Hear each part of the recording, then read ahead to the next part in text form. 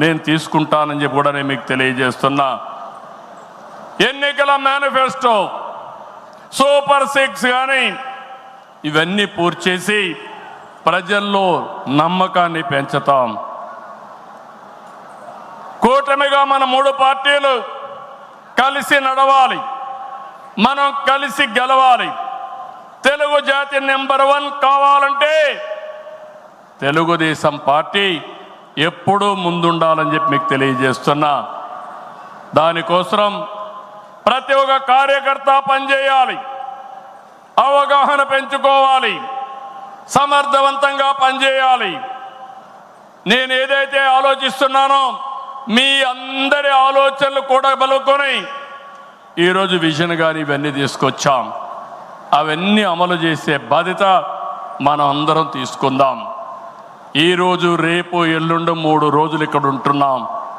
నేను ఒకే ఒక విషయం మిమ్మల్ని కోరుతున్నాను.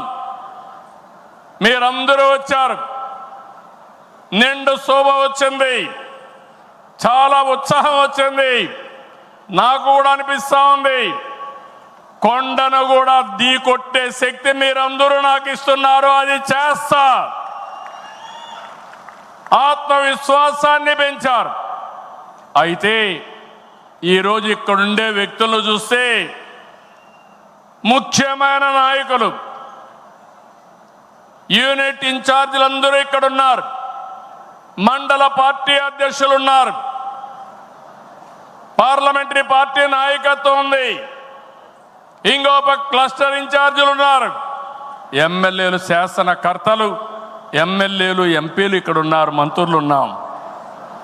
అయితే ఈరోజు మనకు కావాల్సింది ఎక్కడికక్కడ సమర్థవంతమైన నాయకత్వాన్ని ఇంకా తయారు చేసుకోవాలి.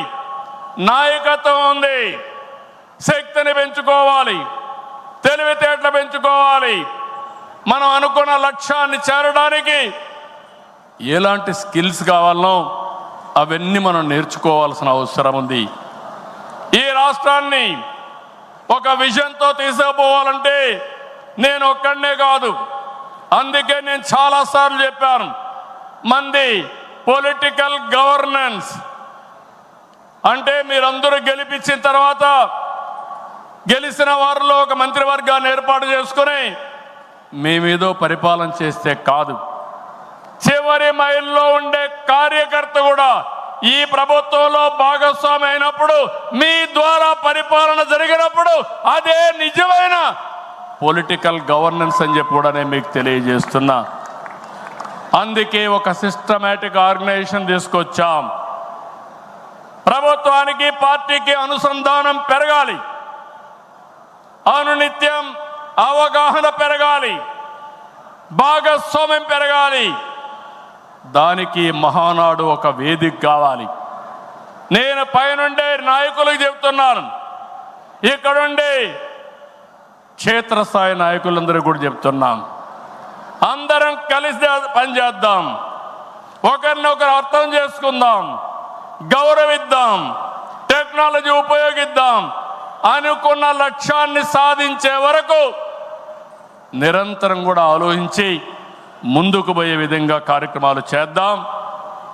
ఆ పునరంకితం కోసమే నేను ఒకటే చెప్తున్నా, ఈ మహానాడు ద్వారా మళ్ళీ ఆంధ్రప్రదేశ్ రాష్ట్రాన్ని, తెలుగు జాతిని నెంబర్ 1గా చేసే వరకు నిరంతరం పనిచేస్తామని గట్టిగా మీరందరూ కూడా చప్పట్లు కొట్టి హర్షాన్ని, ఆమోదాన్ని తెలియజేయాల్సిందిగా ఒక సంకల్పంతో ముందుకు పోతామని ఈరోజు చెప్పాల్సిందిగా మిమ్మల్ని అందరినీ కోరుకుంటూ, ఆ దిశగా ఈరోజు చర్చలు చేయాలని చెప్పి కోరుకుంటూ, జై తెలుగుదేశం,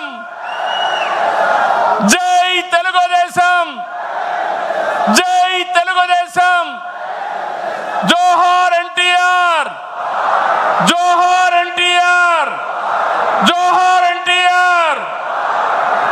ఇదే స్ఫూర్తి నిరంతరం కొనసాగించాల్సిగా కోరుకుంటూ అందరికీ నమస్కారాలు. జై హింద్.